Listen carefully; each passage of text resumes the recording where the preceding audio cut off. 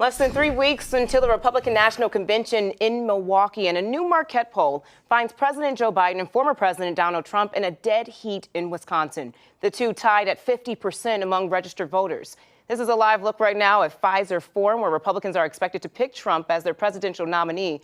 12 News political director Matt Smith with the key factors that could make the difference in the outcome of the election. Tonight, just 24 hours out, the first presidential debate Thursday night, the dead heat here in Wisconsin, the state that could decide it all. President Biden, former President Donald Trump tied 50-50 in the new Marquette Law School poll. How many undecideds are there at this point? And is there indications, are they leaning toward Trump or Biden one way or another? They seem to be, well, first of all, about 11% or 12% in this poll said that they're undecided for president. Is that a lot at this point? No, it's sort of average. I wouldn't say it's extraordinarily high.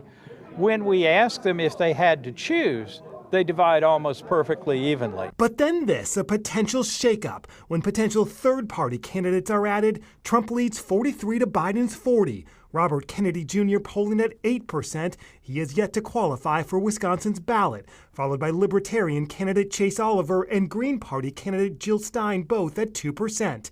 And beyond that, enthusiasm tonight is low, more so among Democrats, making it a high-stakes summer to get voters to the polls. Yeah, and I think we've seen this all year is, first of all, overall, the public is far less enthusiastic than they were in 2020. So one of the big questions still 132 days out is what type of impact some of these big events will have, like tomorrow night's debate, the Republican National Convention here in Milwaukee, and the Democratic Convention in Chicago.